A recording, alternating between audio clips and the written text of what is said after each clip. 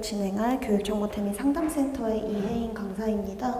준비한 내용은 저희가 처음 회원가입부터 정산하시는 것까지 준비를 했는데 이미 많이 사용을 해보셨을 것 같아서 제가 앞부분은 조금 빠르게 건너뛰고 뒤에 집행이랑 정산에 좀 중점을 맞춰서 설명해 보도록 하겠습니다.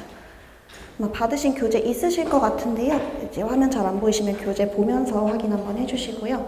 목차부터 간단하게 설명드리겠습니다. 저희 교육정보태미의 어떤 PC 환경이나 개요 같은 부분에 대한 안내와 두 번째로는 회원 가입과 단체 정보 관리하시는 방법, 세 번째로는 공모 신청하시고 수행사업계획서 작성하시는 보조사업 선정이고요. 네 번째가 교부금 신청하시는 교부 관리,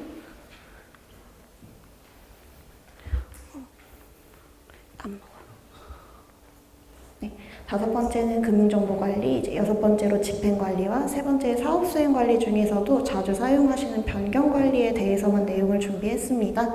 그리고 마지막으로 이제 사업 마감하시는 정산실적관리까지 한번 볼 거고요. 교육정보템이 이미 다들 잘 사용하고 있으시겠지만 저희 초반에 행안부부템이 사이트와 헷갈리시는 부분들이 있어서 저희 교육정보템 접속 주소 요거다라고 다시 한번 확인하시라고 페이지 준비했고, 교육정보태미 PC 환경도 한번 확인하셔서 올바른 환경에서 진행해 주시면 좋을 것 같습니다. 업무 처리 흐름도만 간단하게 한번 설명드리겠습니다. 교육청에서 먼저 사업 계획을 하시고 그 사업에 대해서 공모 등록을 하시면 이제 민간 사업자분께서 해당 공모 확인하시고 신청을 하실 거고요. 신청하고 선정이 완료가 되시면 그때부터 교부금 신청하셔서 교부금 받으시고 집행과 사업 변경 같은 부분을 수행하신 다음에 집행이 모두 마감이 되었을 때 정산을 하시는 흐름으로 구성이 되어 있습니다. 다른 흐름들 부분은 한번 화면으로 확인해 주시면 좋을 것 같습니다. 교부 방식에 따른 사업 유형별 이제 차이가 조금 있어서 화면을 준비했는데요. 먼저 선정 방식에 따라서는 세 가지로 구분이 되어 있지만 저희 시스템에서 처리 방식은 두 가지로 구분이 된다고 생각을 해주시면 될 것 같습니다.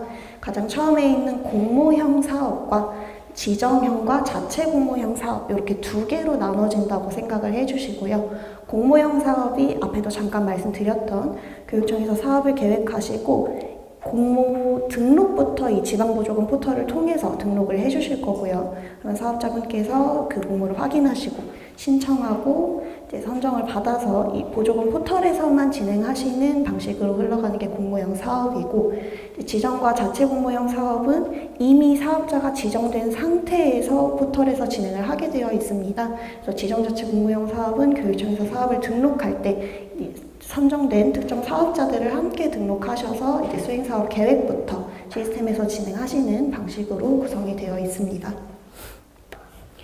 두 번째로는 교부 방식에 따른 차이가 있는데요. 지금 보고 계신 것처럼 예치형과 비예치로 구분이 되어 있는데, 예치형 사업의 경우에는 교부금 신청을 하시고 교부를 받으셨을 때 교육청에서 발급한 보조금 전용 계좌로 해당 금액이 예치가 되게 되어 있습니다. 그래서 교부가 완료가 되더라도 사업자분의 계좌로 돈이 바로 들어오는 게 아니라는 점이 가장 큰 특징이고요. 그리고 모든 이체를 시스템을 통해서만 이체를 하게 되어 있습니다. 비예치형은 반대로 교부가 완료되었을 때 사업자분께서 등록하신 사업비 계좌로 모든 돈이 바로 입금이 될 거고요. 이 시스템을 통한 이체가 아니라 별도의 이체를 사용하시고 시스템에는 해당 집행 내용만 등록하시는 방법으로 진행이 됩니다. 남은 업무 처리 흐름은 한 번씩 확인해 주시면 좋을 것 같습니다.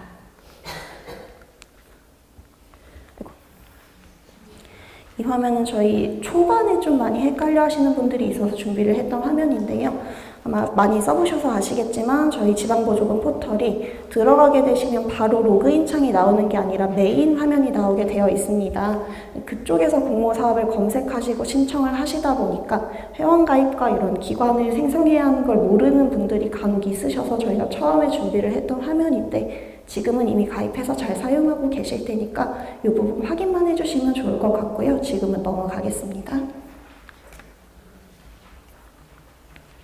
그러면 회원가입부터 설명을 드릴 텐데 이 부분도 이미 알고 계시는 부분이기 때문에 제가 빠르게 화면만 좀 넘어갈 거고요. 말씀드린 것처럼 사이트를 접속하게 되면 지금 화면과 같은 메인 화면이 나오게 되면서 오른쪽 상단에 파란색 업무 시스템이나 중간에 있는 업무 시스템 버튼을 눌러서 시스템으로 접속을 하게 됩니다. 그러면 이제 가장 먼저 아이디가 없으신 분이라면 회원가입을 진행하게 되실 거고요. 회원가입 다른 사이트와 비슷하게 가입해 주시는데 저희 항상 휴대전화번호 인증하시는 명의와 가입하시는 명의가 동일하셔야 한다는 점만 참고해 주시면 좋겠습니다. 회원가입을 하시고 접속을 하시게 되면 가장 처음에는 사용자 정보라는 메뉴만 확인이 가능하실 텐데요. 이쪽으로 접속을 하게 되시면 이미 회원가입 시에 작성하셨던 정보들이 가장 상단에 반영이 되어 있을 거고요. 아래쪽에 공동인증서를 개별로 등록하게 되어 있습니다. 이미 등록해서 사용하고 계시겠지만 저희 가입 후에 이 인증서가 필수로 등록이 되어야 다른 모든 메뉴 사용이 가능하다는 점만 참고해 주시면 되겠습니다. 네, 이렇게 인증서 등록을 하시고 나면 그때 두 번째인 소속정보 탭으로 넘어오셔서 아직 기관이 없는 경우라면 기관을 생성을 하실 거고요. 이미 누군가 기관을 생성해 놓은 상태라면 기관으로 가입 신청을 진행하게 됩니다. 그 중에서 기관 생성에 대한 방법을 먼저 설명드리겠습니다. 소속정보 탭으로 오시면 오른쪽에 기관 생성이라는 파란 버튼이 있을 거고요. 버튼을 누르시게 되면 화면과 같이 팝업이 뜨면서 기관에 대한 정보를 입력하게 되어 있습니다. 빨간색 별 표시된 부분들이 필수사항이기 때문에 그 부분들 참고하셔서 필수사항과 필요사항을 작성하고 저장해 주시면 그때 바로 기관 생성이 완료가 되실 거고요. 네, 이렇게 소속 정보에 한 줄이 추가가 되면서 지금 이 작업을 수행하신 기관을 생성하신 사용자분에게는 재로그인을 했을 때 모든 권한이 전부 부여가 되게 되어 있습니다. 네, 그리고 이미 이 앞선 절차를 통해서 누군가 기관을 생성하신 경우라면 이후에 가입하시는 다른 사용자분들은 지금처럼 기관 가입 신청을 해주실 텐데요. 기관 가입 신청이라는 버튼 누르셔서 만들어진 기관을 팝업에서 조회하시고 선택하고 확인을 눌러주시면 기관 가입 신청이 완료가 되실 거고요. 이후에 아까 전처럼 기관을 생성하셨던 단체 정보 담당자 분께서 가입 승인까지 처리를 해주시면 되겠습니다.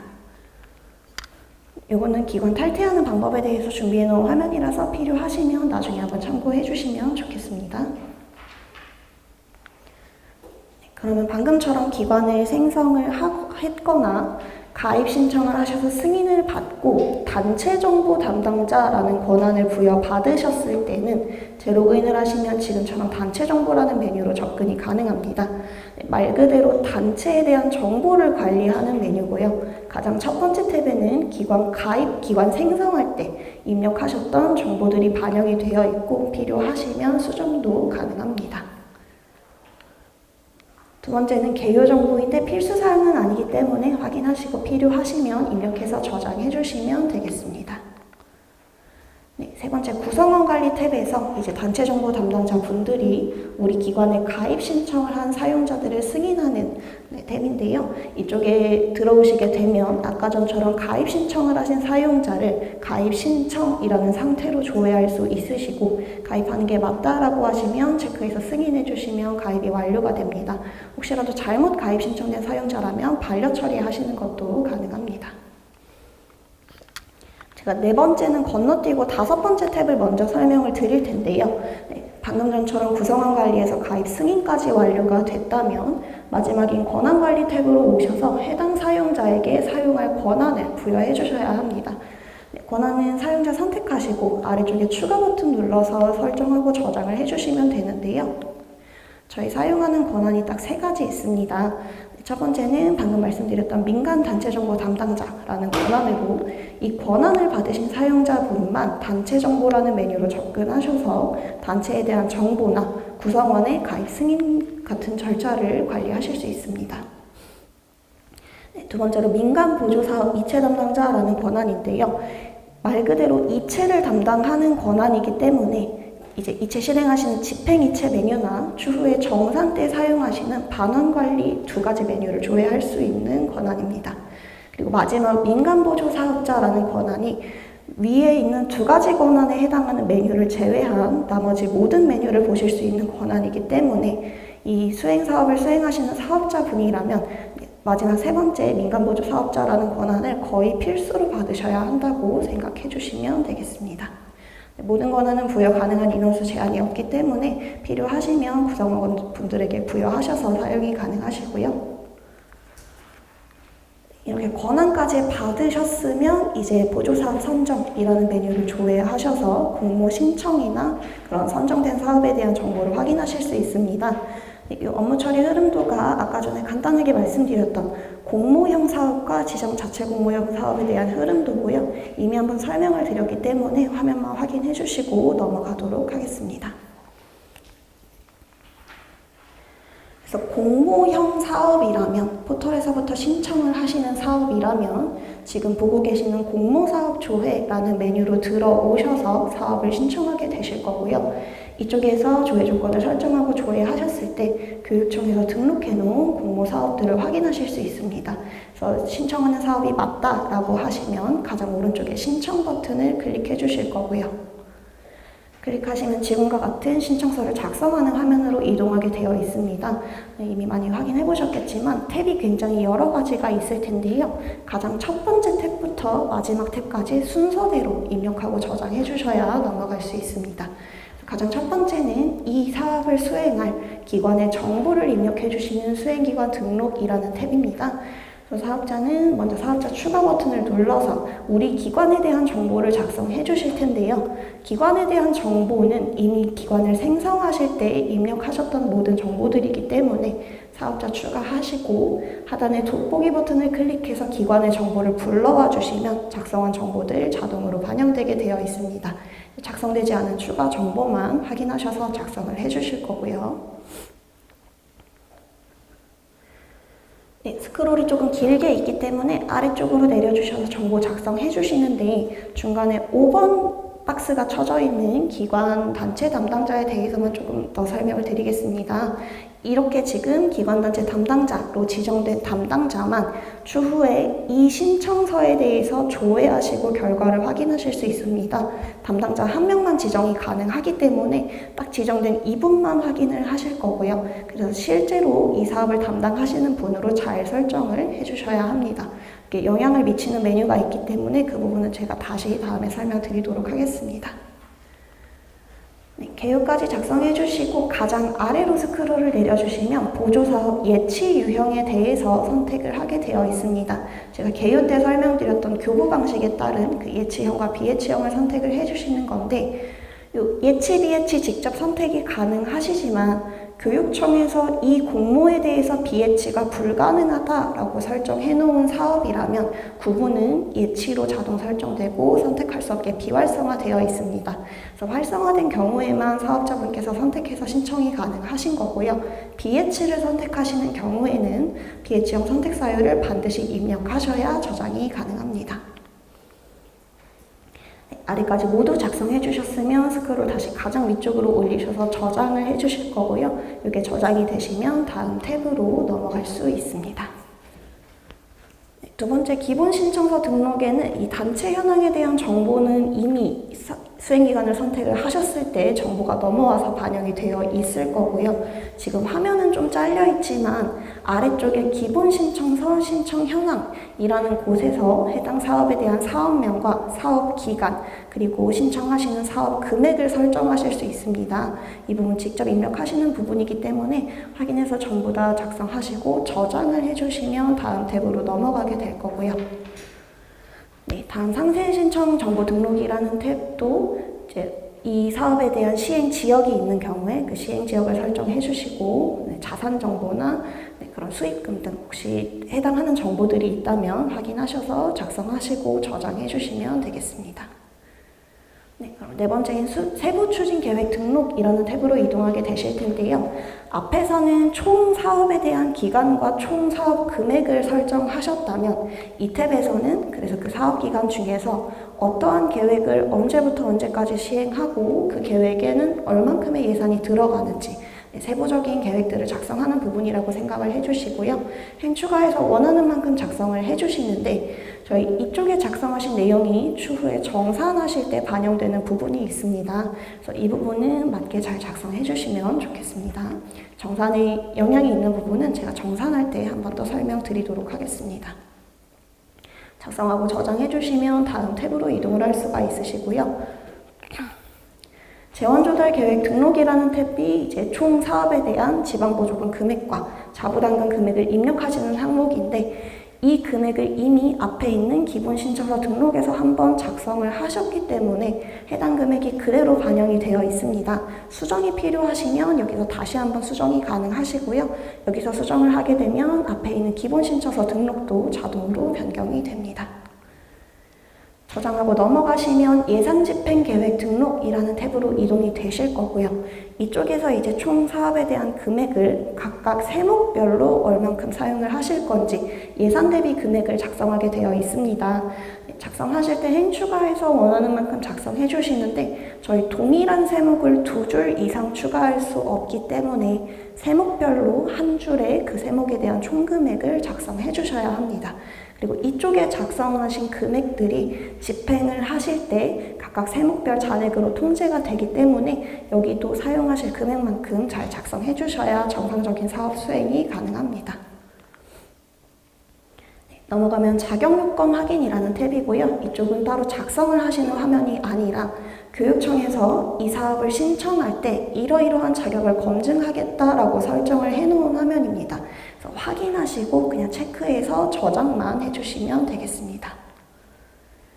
넘어가면 마지막으로 제출 서류 등록이라는 화면입니다. 마찬가지로 직접 추가는 불가능하시고요. 교육청에서 이 사업을 신청할 때 이런 서류들을 제출해라 라고 이미 항목을 설정해 놓으셨을 거고 그 항목에 대한 파일을 하나씩 첨부를 해주시면 됩니다. 교육청에서 지정한 양식이 있다면 중간에 있는 양식 다운로드 버튼을 누르셨을 때 지정된 양식이 파일로 다운이 될 거고요. 다운로드 버튼을 눌렀을 때 양식이 존재하지 않습니다 라는 알림이 나온다면 별도로 설정된 양식이 없는 상태이기 때문에 그냥 파일만 맞는 파일 선택하셔서 첨부해 주시면 되겠습니다. 그래서 파일 첨부까지 모든 앞선 탭을 다 작성을 하셨다면 가장 마지막에 있는 공모사업 신청서 제출이라는 탭으로 이동을 하실 거고요.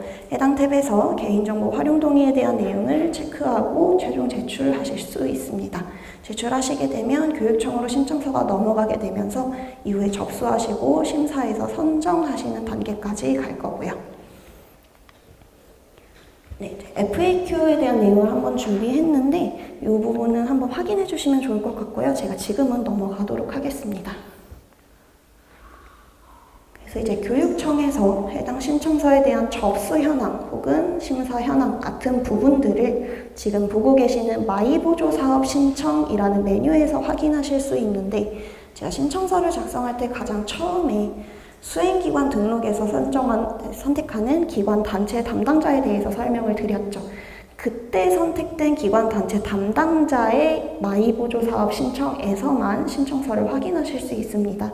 그래서 만약에 신청한 사업이 있는데 마이보조 사업 신청을 들어왔을 때 조회되는 사업이 없다라고 하시면 그 사업 신청서를 작성하실 때 기관의 담당자로 지정이 다른 분이 지정되신 거기 때문에 그분의 마이보조 사업 신청에서만 확인이 가능합니다. 그 부분 참고해서 작성해 주시면 될 것 같고요. 이쪽에서 이제 작성 중이라면 수정도 가능하시고 이미 제출한 상태라면 접수 현황이나 선정 결과 등을 확인하실 수 있습니다. 그래서 최종적으로 공모 신청을 한 내용이 선정이 됐다면 이제는 수행사업 정보 등록으로 오셔서 계획서를 작성해 주실 텐데요. 이 계획서를 작성하기 전에 제가 단체 정보 설명하면서 건너뛰었던 탭으로 한번 돌아가게 됩니다. 지금 그래서 수행사업 정보 등록의 사전 작업이다 라고 제목을 달아 놓은 거고요. 선정이 완료가 됐다면 계획서를 작성하기 전에 이 단체 정보라는 메뉴로 돌아오셔서 네 번째인 수행보조사업 목록을 먼저 확인을 해주셔야 합니다. 이 수행보조사업 목록으로 돌아오게 되면 선정된 사업이 상단에 조회가 되고 있을 거고요. 이 사업을 클릭해서 하단에 사용자로 추가가 된 사용자들만 수행사업 계획서를 작성을 하실 수 있습니다. 그래서 이 수행사업 계획서를 작성하시고 이후에 이 사업에 대한 수행도 진행을 하셔야 한다면 선정이 완료되고 반드시 해당 메뉴로 오셔서 해당 사업을 클릭하시고 아래쪽에 추가하셔서 사용자를 모두 지정해 주셔야 정상적으로 수행이 가능합니다. 그래서 사업자까지 추가를 해주시고 수행사업 정보등록이라는 메뉴로 오게 되면 그때부터 목록에서 사업을 조회하실 수 있으시고요. 이 사업의 사업명을 클릭해서 계획서를 작성하는 화면으로 넘어가게 됩니다. 근데 화면으로 넘어오게 되면 신청서를 작성하셨던 화면과 동일한 화면이 조회가 되고 있죠. 이미 신청서를 작성하신, 그러니까 공모형 사업이라면 신청서 작성하실 때 작성하신 모든 내용들이 기본적으로 반영이 되어 있을 거고요. 혹시 수정이 필요하신 경우에만 확인하고 수정하셔서 다시 한번 제출해 주시면 되겠습니다. 그리고 공모 신청을 하지 않았던 지정형이나 자체 공모형 사업이라면 사업이 등록이 됐을 때 지금 이 메뉴부터 시작하실 거기 때문에 아까 신청서 작성하신 것과 동일한 방법으로 수행사업 정보 등록을 한번 작성해서 제출해 주시면 되겠습니다. 작성 내용이 크게 다르지는 않은데요. 저희가 신청서와 조금 차이가 있는 부분이 있어서 제가 그 부분만 참고로 설명을 드리도록 하겠습니다. 네, 첫 번째로는 수행기관 등록이라는 탭을 작성하실 때 가장 하단으로 스크롤을 내리게 되면 저희가 신청서를 작성할 때는 보조사업 예치 유형이라는 항목만 있었지만 수행사업 정보 등록을 작성하실 때는 그 아래쪽으로 사업비 계좌 정보라는 항목이 추가가 되어 있을 거고요. 이제는 정말로 이 사업을 우리가 수행하겠다라고 선정이 된 상태이기 때문에 이 사업에 사용할 계좌를 등록해 주셔야 합니다. 그래서 발급받은 계좌에 대한 정보를 작성하고 통장 사본이나 사업자 등록증도 첨부해서 저장을 해주시면 되겠습니다. 그리고 두 번째 차이가 있는 탭이 제출 서류 등록이라는 탭입니다. 저희가 신청서를 제출할 때는 교육청이 등록한 항목에 대해서만 서류를 첨부할 수 있었지만 수행사업계획서를 작성하실 때는 이 등록된 항목 외에도 내가 추가 서류를 제출해야겠다라고 하신다면 사업자분께서 직접 행추가를 하시는 게 가능합니다. 그래서 필요한 만큼 행추가하셔서 추가 서류 첨부하고 제출해 주시면 되겠습니다. 그리고 이 수행사업계획서도 제출을 하시고 교육청의 승인까지 받아주셔야 되시고요. 교육청 승인을 받았을 때 가장 마지막 진행 상태가 수행사업 확정이라는 상태로 조회가 되셔야만 이 사업에 대한 계획서도 최종 승인이 됐다라고 생각을 해주시면 되겠습니다. 네, 이것도 FAQ는 한번 참고해 주시면 되겠고요. 제가 지금은 넘어가도록 하겠습니다. 그래서 계획서를 제출하시고 말씀드린 수행사업 확정이라는 상태가 됐다면 이제는 해당 사업을 수행하기 위해서 교부금을 먼저 신청을 하실 거고요. 그래서 교부 관리에 대한 흐름도를 간략하게 준비를 했습니다. 수행사업 확정을 받은 이후에 사업자분께서는 교부 신청서를 작성해서 신청을 하시게 될 거고요. 교육청에서 접수하고 신청서에 대한 이제 심사와 결정을 하신 다음에 교부를 하기로 결정했다라고 먼저 통보를 하게 되어 있습니다. 그러면 그때는 교부 결정 또는 교부 결정 통보라는 상태로 조회가 되실 텐데요. 이 교부 결정이라는 상태는 아직 교부가 완료되지 않은 상태라는 걸 꼭 참고해 주시면 좋겠습니다. 교부 결정 통보 이후에 교부 완료라는 상태까지 넘어가야만 실제로 교부금이 입금이 된 상태다라고 생각을 해주시게 될 거고요. 그래서 그 교부 완료 상태까지 진행이 되어야 집행이 가능하다는 점 참고해 주시면 좋겠습니다. 그래서 교부 신청 관리라는 메뉴로 넘어가셔서 사업을 조회하고 신청을 하실 텐데 말씀드린 것처럼 직전에 설명드렸던 수행사업 정보 등록에서 사업이 확정된 상태에서만 이 메뉴에서 사업을 조회하고 신청하실 수 있습니다. 그래서 조회가 되면 신청 버튼을 눌러서 신청서를 작성해 주실 거고요. 화면을 보시게 되면 사업자분께서 입력하시는 항목이 많지 않습니다. 모든 내용을 이미 시스템이 알고 있는 부분이기 때문에 전부 기본적으로 반영이 되어 있을 거고요. 사업자분께서는 현재 신청하시는 교부 신청 금액만 입력을 해주시는데 저희 중간에 보면 팁박스라고 된 부분, 박스 쳐진 부분이 있습니다. 저 교부 신청 가능액이라는 부분에 적혀있는 금액 내에서 얼마든지 분할해서 신청하시는 것도 가능합니다. 대신에 분할해서 신청을 하실 거라면 직전 차수의 신청이 교부 완료까지 되셔야만 다음 차수 신청이 가능하다는 점 참고해 주시면 좋겠습니다.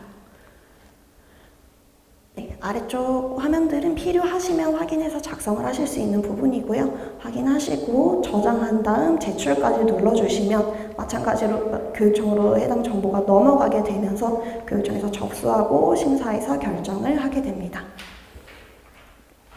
네, 이것도 FAQ는 확인 한번 해주시고 넘어가도록 하겠습니다. 그래서 교부 신청을 완료하신 이후부터는 이 신청건에 대한 상태를 교부 결정 확인이라는 메뉴에서 확인하실 수 있는데요. 교부 결정 확인으로 넘어오셔서 조회를 하시게 되면 신청한 사업에 대한 현황들이 조회가 될 거고 사업명을 클릭했을 때 상세 신청 화면으로 이동이 되게 되어 있습니다. 이동을 하시게 되면 가장 아래쪽에 교부 결정 정보라는 항목을 확인을 해 주실 텐데요. 네, 교부 결정 상태가 교부 결정 또는 통보라면 말씀드린 것처럼 아직은 교부 완료된 상태가 아니고요. 이쪽이 교부 완료라고 조회가 되셔야만 금액이 입금됐다는 점 참고해 주시고요. 네, 자주 물어보셨던 질문이 있습니다. 오른쪽에 팁이라고 되어 있는 입금 계좌 정보에 우리 계좌가 아니라 다른 계좌에 대한 정보가 적혀 있다라는 질문이 간혹 있었는데요. 제가 교부 방식에 따른 사업의 진행에 차이가 있다고 개요 때 한번 설명을 드렸었죠. 예치형 사업이라면 사업자의 계좌로 바로 입금이 되는 게 아니라 교육청 전용 계좌에 금액이 예치되는 것이기 때문에 입금 계좌 정보에는 그 교육청 전용 계좌가, 보조금 전용 계좌가 번호가 입력이 되어 있습니다. 그러니까 우리의 사업비 계좌랑은 다를 수 있다는 점 참고해 주시면 좋겠고요. 비예치형 사업이라면 사업자분께서 등록하신 그 사업비 계좌 정보가 적혀 있어야 하는 게 맞습니다. 그래서 이 교부 결정 확인에서 교부 상태까지 확인을 하셔서 교부 완료라는 상태로 교부가 모두 완료가 됐다면 이제는 집행 등록을 하시고 이체를 하실 텐데 저희 시스템에서 이체를 사용하시기 위해서 미리 등록해 주셔야 하는 사전 정보들이 있습니다. 그 작업에 대해서 설명을 하고 있는 게 금융정보관리라는 부분이고요. 크게는 두 가지를 등록을 하실 텐데 먼저 이 교육청 보탬이 사용하실 때 저희 신용카드 사용의 원칙이기 때문에 그 카드에 대한 정보를 등록하시는 보조금 카드 관리와 그리고 이체를 실행하기 위한 이 시스템 내 펀뱅킹 이용 신청에 대한 정보를 등록하게 되어 있습니다. 먼저 보조금 카드 관리부터 한번 볼 텐데요.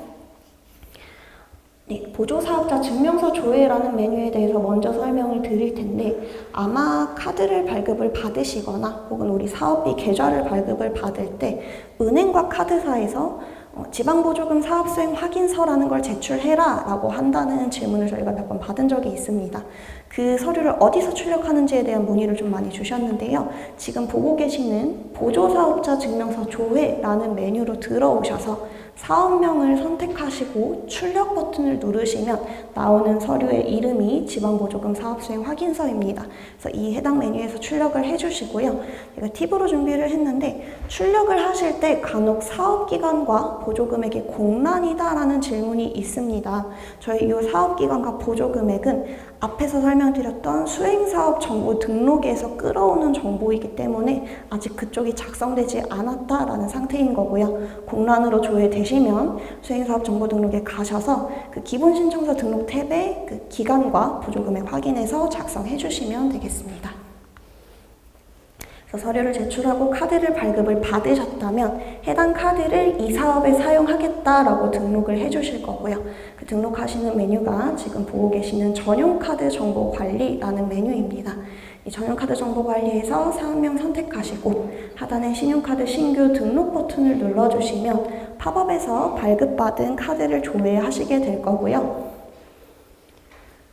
네, 조회하셔서 등록하실 카드 정보가 조회가 되면 해당 분 선택하시고 저장을 해주시면 바로 카드 등록이 완료가 됩니다. 대신에 발급받은 당일에는 조회가 되지 않을 거고요. 최소 하루 정도 소요가 된다는 점 참고해 주시면 좋겠습니다. 네, 그리고 이외에도 이제 신용카드가 조회 불가한 사항들이 있기 때문에 이 부분도 FAQ 한번 확인해 주시면 좋을 것 같습니다. 지금은 넘어가겠습니다. 카드 등록을 하고 이제는 시스템에서 이체 실행을 하기 위해서 펀뱅킹 이용 신청을 하시게 될 거고요. 그래서 펀뱅킹 이용 신청 관리라는 메뉴로 들어오시면 펀뱅킹 이용 신청 관리에서 사업명을 선택하셨을 때 나머지 모든 정보는 자동으로 입력이 되게 되어 있습니다. 정보가 맞는지만 확인을 해주시고 가장 아래쪽에 이용 신청 버튼을 눌러주시면 별도의 승인 절차 없이 신청이 완료가 됩니다. 두 번째인 펀뱅킹 이용 신청 현황 메뉴에서는 이용 신청을 누른 그 사업에 대한 현황이 확인되는 거기 때문에 필요하시다면 조회해 보시면 좋겠습니다. 펀뱅킹 이용 신청을 했다면 이제 시스템에서 집행 이체를 실행하실 때마다 인증서와 비밀번호를 한 번씩 인증을 하게 되어 있습니다. 그 인증서를 등록하는 게 이체 인증서 관리라는 메뉴고요. 이 메뉴로 넘어오셔서 수행사업명 선택하시고 아래쪽에 있는 인증서 신규 버튼 클릭해 주시면 저희 처음에 회원 가입했을 때라는 별도인 인증서입니다. 이체 담당자분들이 등록을 하시는 인증서이기 때문에 만약에 해당 사업에서 이체를 담당하시는 분이 3명이라면 3명 다 개별로 이 이체 인증서라는 부분을 한 번 더 등록을 해주셔야 합니다. 인증서는 선택해서 등록하고 저장해 주시고요. 그리고 이체 비밀번호 관리로 넘어가게 되면 마찬가지로 담당자별로 사용하시는 이체 비밀번호를 등록해 주시면 되겠습니다. 이거는 필수는 아닌데 사용하시는 분들이 있어서 화면을 한번 준비를 해봤고요. 자주 쓰는 사업자 계좌 관리라고 해서 이제 이후로 집행 등록을 하실 때마다 우리가 지금 집행하는 거래처의 정보를 항상 입력하게 되어 있습니다. 물론 집행 등록할 때 수기로 작성이 가능하시지만 혹시 정기적으로 자주 이제 거래하는 업체의 정보가 있다면 지금 보고 계시는 자주 쓰는 사업자 계좌 관리라는 메뉴에 등록을 해 놓으시고 집행 등록하실 때는 직접 작성이 아니라 이 등록된 정보를 조회해서 끌어갈 수 있는 기능이 있습니다. 그래서 그걸 사용을 하실 거라면 이 자주 쓰는 사업자 계좌 관리에 거래처 정보를 등록해야 한다라는 내용이고요. 등록하는 방법은 화면 한번 확인해 보시면 좋겠습니다. 그래서 이제 금융정보관리에 대한 모든 산원 작업을 끝냈다면 이제는 집행에 대해서 설명을 드릴 텐데요. 이렇게 목차에도 되어 있지만 집행의 유형이 여러 가지가 있습니다. 그래서 제가 유형별로 하나씩 설명을 드릴 거고 가장 처음이 가장 많이 사용하실 보조금 전용카드 집행에 대한 내용입니다. 업무 처리 흐름도가 다른 것과 크게 다르지는 않은데요. 우선은 제가 이후로 설명드릴 집행에 대한 모든 내용은 예치형 사업을 기준으로 하고 있다고 생각을 해주시면 좋겠습니다. 비예치형 사업은 처음에도 말씀드렸지만 이체는 별도로 인터넷 뱅킹 등을 통해서 이체를 하실 거고 이제 시스템에는 집행 내역만 등록을 하시기 때문에 이후의 모든 내용은 저희가 예치형에 중점을 두고 있다는 점 참고해 주시고요. 우선은 보조금 전용카드 집행에 대한 업무 처리 흐름도를 볼 텐데 다른 모든 이체는 이 시스템에 등록을 하시고 이체 실행을 하실 때 거래처로 금액이 넘어가는 방식이지만 보조금 전용카드는 유일하게 먼저 결제를 하시고 그 결제된 내역을 가지고 카드에 대한 대금을 집행하시는 절차입니다. 그래서 우선은 집행하실 거라면 발급받으신 신용카드로 먼저 업체 쪽에 결제를 완료를 하실 거고요. 그 완료된 내역이 시스템으로 연계가 되기 때문에 그 내역을 증빙 자료로 집행을 등록하고 이체를 실행하게 되어 있습니다. 그래서 이미 업체에는 금액이 전부 결제가 되었기 때문에 이 보조금 전용카드 집행으로 이체를 실행하시게 되면 거래처로 금액이 이체가 되는 게 아니라 우리의 카드 대금 결제 계좌로 돈이 넘어온다라고 생각을 해주시면 되겠습니다. 집행 등록부터 한번 살펴볼 텐데요. 보조금 전용카드 집행은 지금 집행관리에 집행관리라는 메뉴로 넘어오셔서 진행을 하게 되어 있습니다. 그래서 먼저 집행하실 사업명을 선택하시고 하단에 있는 집행 등록 버튼을 클릭해 주실 거고요. 집행 등록을 클릭하시게 되면 화면과 같은 팝업이 나오게 되어 있습니다. 그래서 집행 목적이나 일자, 품목 같은 부분들을 입력을 해 주실 텐데 보조금 전용카드 집행이기 때문에 증빙 유형을 두 번째인 보조금 전용카드로 선택을 해주실 거고요. 선택하시고 증빙자료 등록 버튼을 클릭하시게 되면 다시 한번 팝업이 뜨면서 우리의 보조금 전용카드로 결제한 결제 내역을 조회하게 되어 있습니다. 그래서 사용하신 카드 번호와 거래한 일자를 선택하시고 조회하시면 연계가 됐을 때 사용 내역을 선택하실 수가 있으시고요. 현재 집행할 사용 내역을 선택해서 확인해 주시면 해당 내역이 증빙 자료로 등록이 됩니다. 아래쪽에 품목이나 품목을 입력해 주시고 중요 재산 여부나 계약 정보 같은 부분들은 해당이 되시면 작성을 해 주시면 되는 부분입니다. 그래서 확인해서 작성을 해 주실 거고요.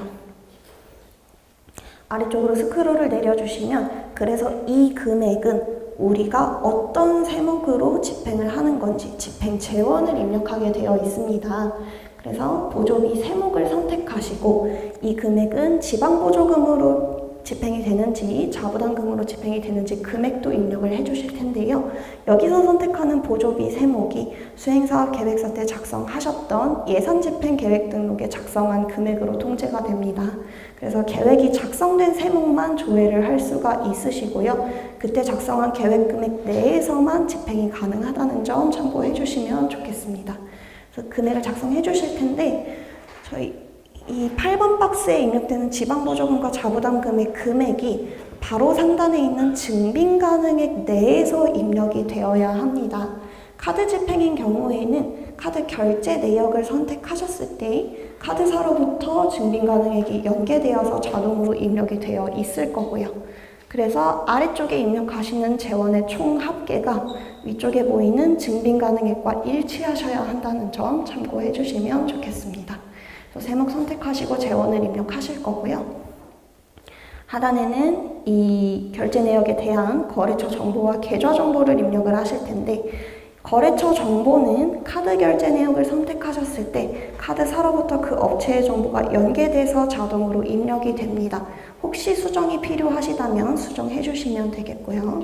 입금 계좌 정보는 카드를 발급받을 때 선택하셨던 그 카드 대금의 결제 계좌 정보가 입력이 되게 되어 있습니다. 그래서 아래쪽에 보이는 거래처와 계좌 정보는 자동으로 입력되기 때문에 내용이 맞는지만 확인을 해주시고 입금 계좌 정보 오른쪽에 예금조 확인 버튼을 누르셔서 계좌 검증까지 수행을 하시면 저장을 했을 때 집행 등록이 완료가 됩니다.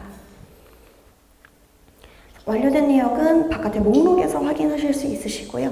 해당 목록에서 해당 건 선택하시고 집행 요청을 눌러주시면 해당 건이 집행이체 관리 메뉴로 넘어가면서 이체 실행을 할 수 있게 됩니다. 집행 이체 메뉴로 넘어갈 텐데 이체 관리로 가시게 되면 해당 메뉴에는 두 가지 탭이 존재합니다. 지금은 카드 집행이기 때문에 저희가 이체 관리로 넘어갔을 때 두 번째 탭인 신용카드 대금 이체 관리라는 탭으로 이동을 하실 거고요. 해당 탭에서 집행하시는 월을 먼저 선택하고 조회를 해주시면 먼저는 이 사업에 등록된 카드의 목록이 나오게 되어 있습니다. 그 목록 중에서 사용한 카드를 클릭을 해주시면 하단에 그 카드 사용한 내역 중에 집행 등록을 해서 요청한 내역이 조회가 되고 있을 거고요. 해당 건 선택해서 이체 실행 버튼을 누르게 됩니다. 그러면 이체 상세 조회 팝업이 뜨면서 이 이체에 대한 내용을 다시 한번 확인하실 수 있으시고 이체 비밀번호를 입력하시고 이체 버튼을 눌러주시면 인증서까지 인증을 하면서 이체를 실행하게 됩니다. 이 이체 비밀번호와 인증서는 직전에 설명드린 금융정보관리에 등록한 그 번호와 인증서라는 점 참고해 주시면 되겠습니다. 그래서 실행을 하시면 지금 이체하는 정보에 오류가 없을 때 정상 이체 요청이라고 뜨면서 이체 요청이 완료되었습니다 라는 화면을 확인하실 수 있으시고요. 저희 한 가지 개선된 내역이 있어서 설명을 해드리자면 원래는 집행을 하실 때 저희 예금 주명이 10자리를 넘어가는 순간부터 이체 오류가 발생했습니다. 저희가 그 부분은 9월 20일에 개선을 해서 더 이상 자릿수 상관없이 오류 발생하지 않을 거고요. 그래서 10자리 넘는 예금주라도 전부 다 입력하셔서 이체 가능하다는 점 추가로 설명드리겠습니다.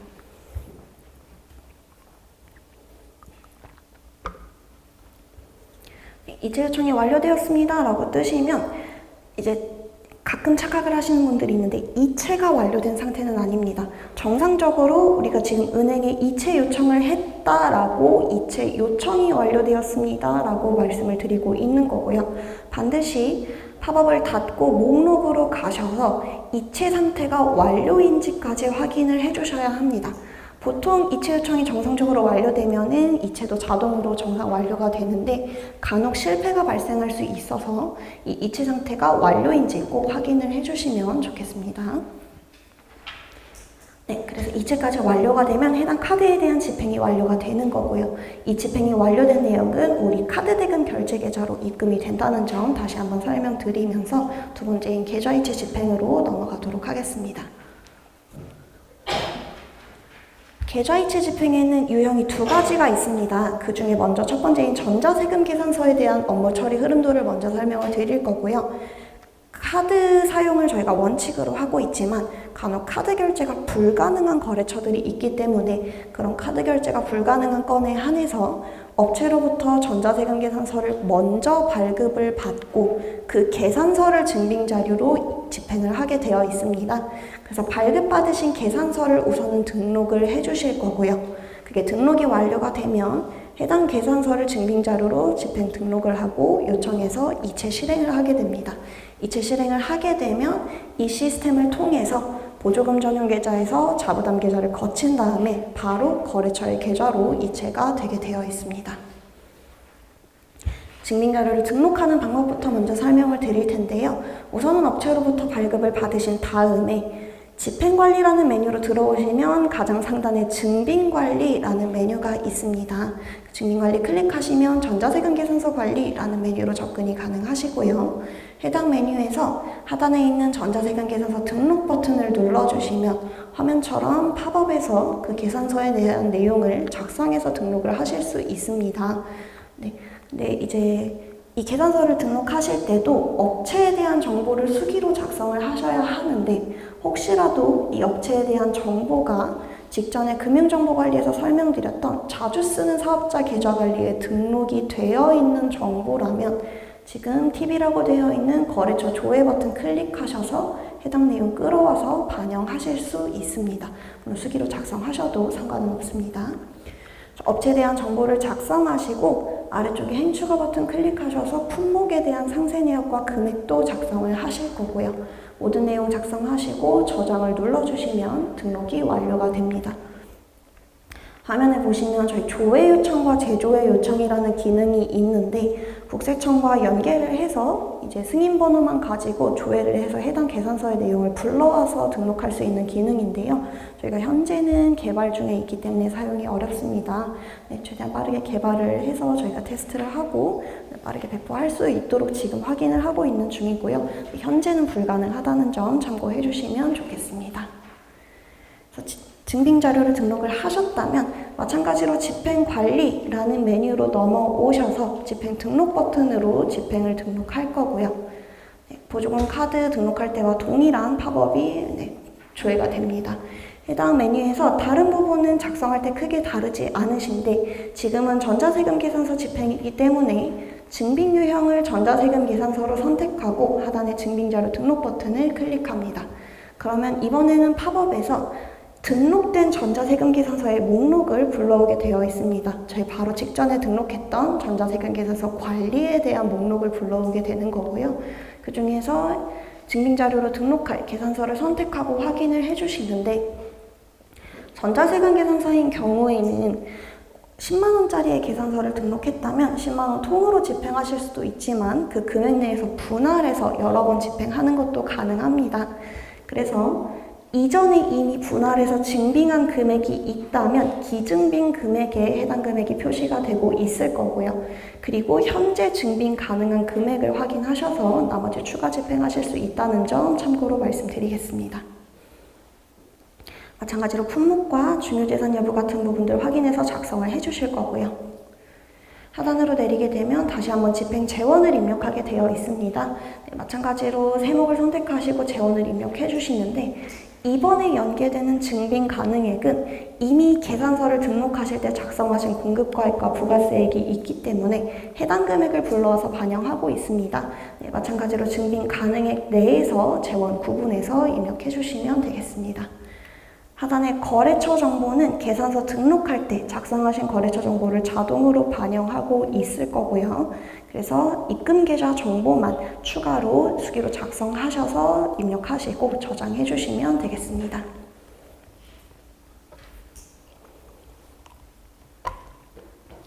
집행 요청을 하기 전에 참고 화면으로 한 가지 준비를 했는데요. 이 집행 내역 불러오기라는 기능은 이 집행관리에서 등록하실 때 모든 유형에 대해서 사용이 가능하시지만 카드를 집행하실 때는 사용하실 일이 거의 없을 것 같아서 저희가 전자세금 계산서 관리에 참고 화면으로 넣어봤고요. 집행 등록 화면의 가장 상단에 집행 내역 불러오기라는 버튼을 클릭하시면 이전에 집행했던 내역들을 조회하실 수 있습니다. 그 중에 지금 현재 집행하는 것과 비슷한 내용이 있다라고 하시면 해당 건을 불러오셔서 그 내용을 반영하신 다음에 수정을 해서 집행할 수 있는 기능입니다. 이번에 추가된 기능이라서 참고 화면으로 넣어봤고요. 필요하시면 사용해 주시면 되겠습니다. 그래서 전자세금 계산서 집행에 대한 등록을 완료했다면 목록에서 해당 건 선택하시고 마찬가지로 집행 요청 버튼을 눌러주실 거고요. 네, 해당 건도 집행 이체 관리로 넘어가게 되는데 이번에는 첫 번째 탭인 집행 이체 관리라는 탭에서 진행을 하게 됩니다.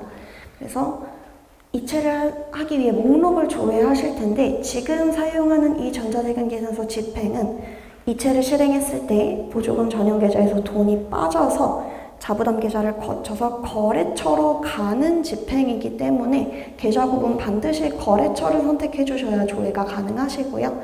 조회된 내용 체크하셔서 이체 실행을 하시게 되면 카드와 동일하게 비밀번호와 인증서를 인증하시고 실행을 하게 되어 있습니다. 마찬가지로 예금 주면 오류 발생하지 않을 거고요.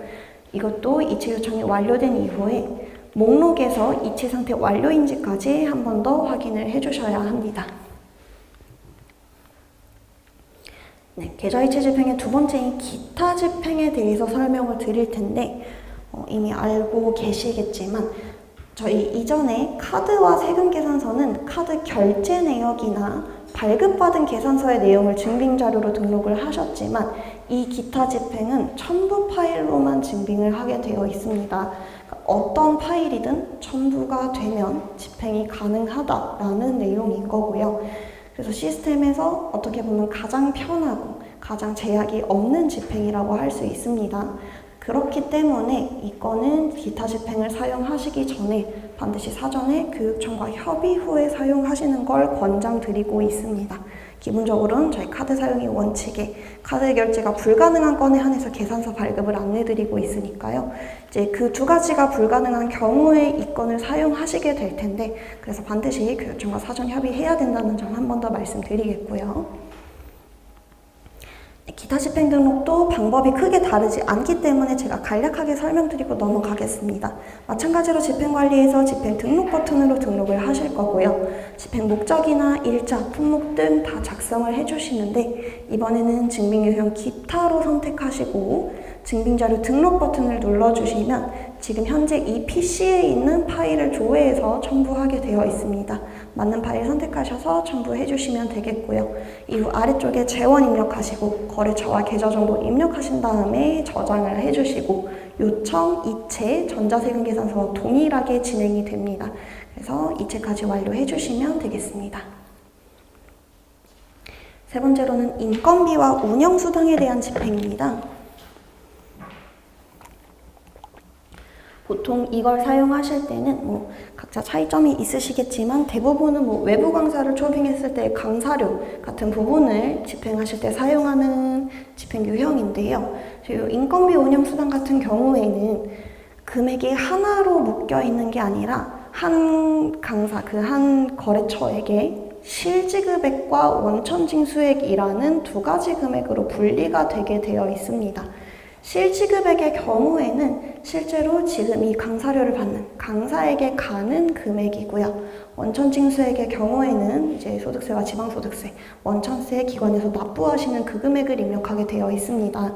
그래서 작성하실 때부터 두 가지를 구분해서 작성을 하시게 될 거고요.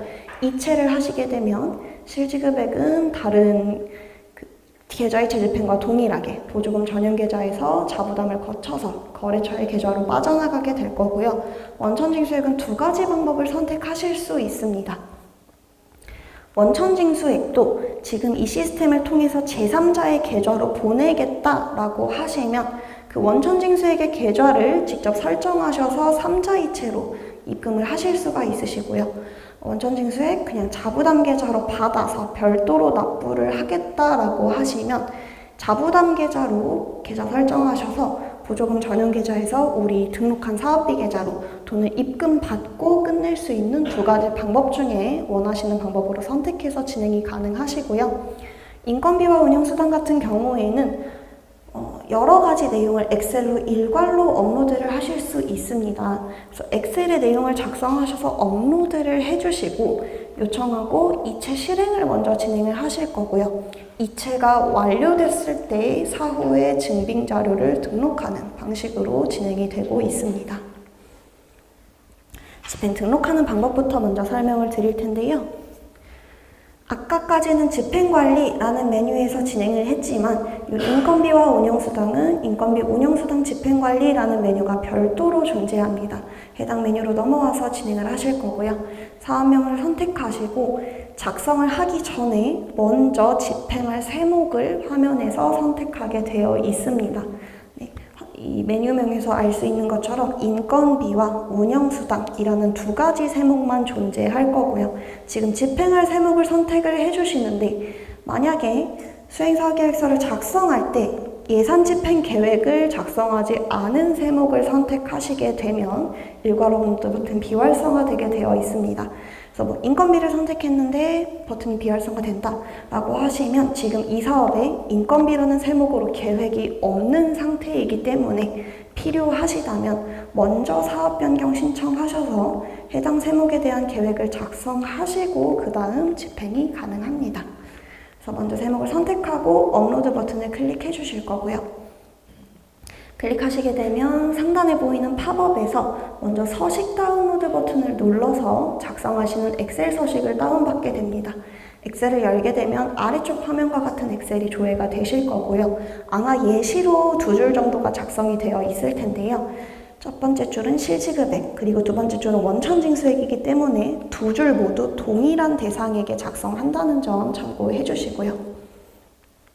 실지급액의 경우에는 입금계좌 정보, 실제로 입금 받으시는 분의 계좌 정보를 입력해 주시는데 원천징수액 쪽의 입금계좌 정보를 보게 되면 예시로 작성되어 있는 계좌 정보 옆에 괄호로 미입력 시 자부담 계좌라는 글자가 적혀 있습니다. 그러니까 이 상태로 두시거나 아무것도 입력하지 않고 업로드를 하시게 되면 이 원천징수액은 자부담 계좌로 입금을 하겠다라고 설정이 된다라는 내용이고요. 제3자의 계좌로 보내겠다라고 하시면 원천징수액 쪽의 계좌 정보에 해당 계좌 정보를 입력하고 업로드 해주시면 되겠습니다. 이 하나의 엑셀 내에 10명 정도, 그러니까 다수의 대상에 대한 정보를 입력하시는 건 가능합니다. 저희 원래는 인원수가 10명이었나 20명 정도를 넘어가게 되면 오류가 발생했었는데요. 해당 오류도 현재는 개선을 했기 때문에 인원수 제한 없이 작성 가능합니다. 대신에 동일한 대상에게 2건 이상의 정보를 작성하는 건 불가능합니다. 지금 이렇게 두 줄이 한 건으로 이제 합산이 될 텐데 동일한 대상에게 실지급액과 원천징수액이 2개 이상 작성될 수 없다는 점 참고해 주시고요. 동일한 강사가 강사료를 5번을 받아야 된다라고 하시면 엑셀도 5번 작성해 주셔야 합니다. 참고해 주시고요. 이제 간혹 입금을 하실 때 실지급액은 존재하는데 과세 최저 한도액에 미치지 못해서 원천징수액이 없는 경우도 있을 수 있습니다. 그 경우에는 원천징수액 행을 삭제하시고 실지급액만 업로드 하시는 거 가능합니다. 대신에 반대의 경우는 불가능하다는 점 꼭 참고해 주시길 바라겠습니다. 엑셀을 전부 다 작성을 하셔서 저장을 하시고 엑셀 업로드 버튼을 눌러주시면 지금 작성한 엑셀 파일을 PC에서 찾아서 업로드를 하실 거고요. 해당 내용이 이렇게 목록으로 쭉 업로드가 되시면 예금주 조회 버튼 클릭하셔서 계좌 정보 한 번씩 검증해 주시고 저장을 클릭했을 때 엑셀에 있는 모든 내용이 시스템에 등록이 됩니다. 그래서 바깥의 목록에서 등록한 내역을 확인하실 수 있으시고요.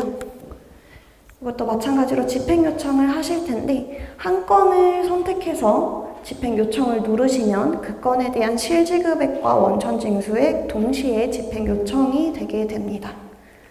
그리고 나서 이체를 하실 텐데요. 이체에서 방식이 조금 갈리기 때문에 이렇게 화면도 나눠서 준비를 해봤습니다. 먼저 제가 거래처 계좌로 집행 이체라는 제목으로 화면을 준비했는데 이 거래처 계좌로 집행 이체라는 부분에 해당하는 건 강사분에게 보내시는 실지급액과 원천 징수액 중에서 제3자의 계좌로 보내겠다라고 별도의 계좌 정보를 설정하신 원천 징수액이 해당이 됩니다. 그 경우에는 집행이체 관리의 집행이체 관리 탭을 선택하셔서 계좌 부분 거래처로 조회를 해주실 거예요. 왜냐면 둘 다 지금 우리 계좌를 거쳐서 제3자의 계좌로 넘어가는 금액이기 때문에 계좌 부분 반드시 거래처로 선택해서 조회를 해주실 거고요. 실지급액이나 원천징수액 모두 집행이체 관리로 넘어오게 되면 증빙 유형이 동일하게 원천징수 영수증으로 통일이 됩니다. 그러니까 이 안에서는 이게 실지급액인지 원천징수액인지 유형으로는 구분되지 않을 거고요. 원천징수액이라면 지금 팁이라고 되어 있는 원천징수 여부 항목에 Y라고 표시가 됩니다. 원천징수액이 아니라면 공란일 거고요. 그래서 이 부분 확인하셔서 지금 현재 조회되는 게 실지급액인지 원천징수액인지 확인하고 체크해서 이체 실행해 주시면 되겠습니다. 네, 이체 실행은 마찬가지로 비밀번호와 인증서 인증을 해서 실행하실 거고요. 두 번째로는 원천징수액 중에서 별도의 계좌 정보를 설정하지 않아서 우리 자부담 계좌로 가는 원천징수액을 이체하는 방법입니다. 그 경우에는 거래처의 계좌로 가는 게 아니라 우리의 사업비 계좌로 들어오고 끝날 거기 때문에 계좌 부분을 자부담으로 선택해서 조회해 주셔야 이체가 가능합니다. 그러니까 만약에 실지급액은 거래처, 원천징수액은 우리 사업비 계좌로 보내겠다라고 요청을 하셨다면 앞에서처럼 거래처로 조회해서 이체 실행 한번 하시고 다시 자부담 계좌로 조회해서 이체해 주셔야 해당 대상에 대한 실지급액과 원천징수액 모두 이체가 완료되게 됩니다. 간혹 이 부분을 확인을 못 하셔서 실지급액은 완료가 됐는데 원천징수액은 아직도 집행 요청 상태다라고 하는 질문이 초반에 많았습니다. 그래서 계좌 부분 잘 확인하셔서 조회해 주시면 좋겠습니다. 그래서 인건비에 대한 실지급액과 원천징수액 모두 이체가 완료가 됐다면 그 상태에서 인건비 운영수당 집행 내용 및 증빙 관리라는 메뉴로 넘어가서 이제 완료된 내역에 대한 증빙 자료를 등록하게 되어 있습니다. 해당 메뉴에서 사업명과 조회 조건 설정하셔서 조회하시고 완료된 내역을 확인하신 다음에 가장 앞쪽에 있는 집행 목적을 클릭해 주실 거고요. 클릭하게 되면 화면과 같은 팝업이 뜨면서 하단에서 기본 서류와 증빙 서류 첨부 파일 추가해서 첨부하실 수 있습니다. 네, 집행관리 마지막 유형인 복원 이체에 대한 내용입니다. 앞서서는 거래처로 금액을 보내시는 집행에 대해서 설명을 했고요. 지금 이제 설명드릴 복원 이체는 뭔가 물건을 샀는데 환불이 됐다거나 잘못 집행이 됐다거나 하시는 경우에 그 집행권을 취소하시는 방법에 대한 내용입니다. 그래서 저희가 복원이체라는 말을 사용하고 있고요.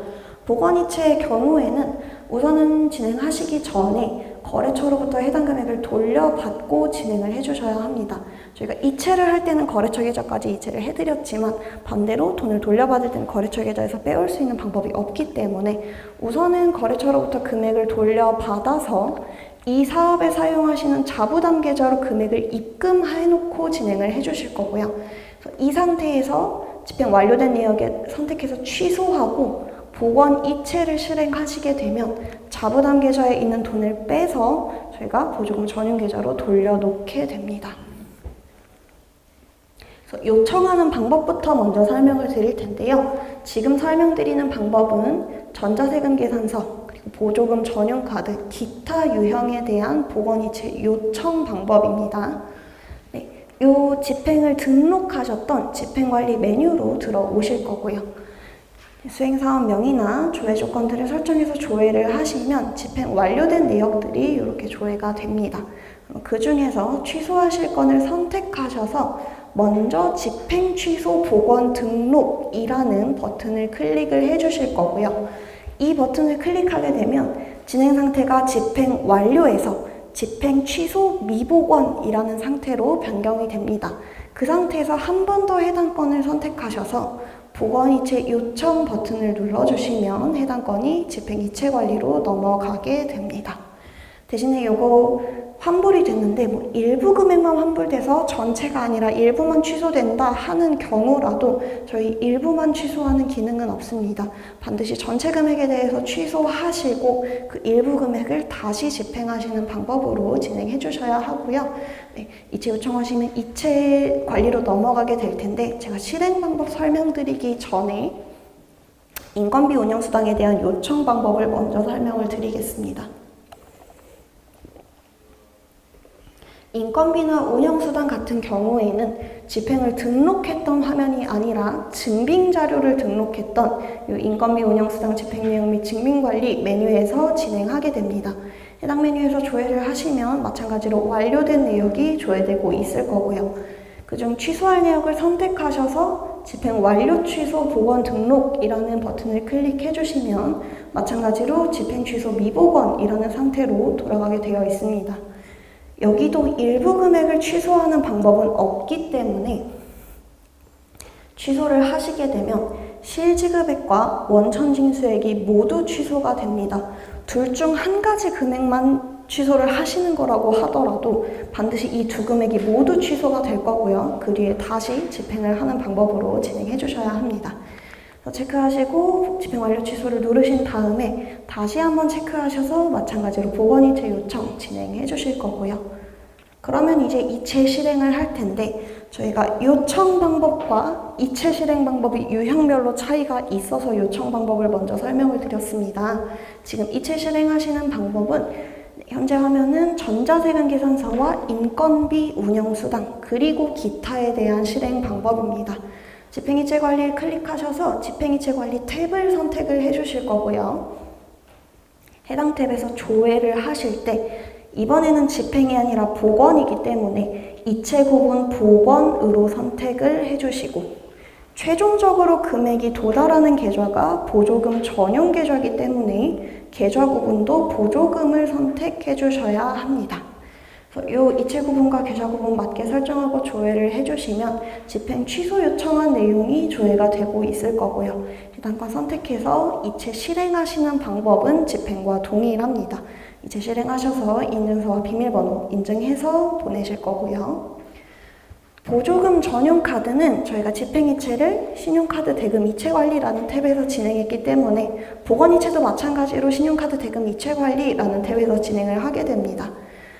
이 탭으로 넘어오셔서 집행월을 선택하시고 조회 버튼 클릭해 주시면 저희가 앞선 화면은 계좌 구분을 보조금으로 선택했기 때문에 복원건만 조회를 하실 수 있었지만 신용카드 같은 경우에는 맨 처음 집행했던 내용과 그리고 복원 요청한 내용이 두 줄로 조회가 되게 되어 있습니다. 두 개 다 금액이 동일하기 때문에 구분이 어려울 수 있습니다. 그래서 구분하실 때 이체 구분이 복원인지 집행인지 확인을 해주시고 복원이라고 되어 있는 행을 선택하셔서 이체 실행을 해주시면 마찬가지로 우리 자부담 계좌에서 보조금 전용 계좌로 돈이 돌아가게 됩니다. 이것도 복원이체 취소에 대해서도 참고화면을 한번 준비를 해봤는데요.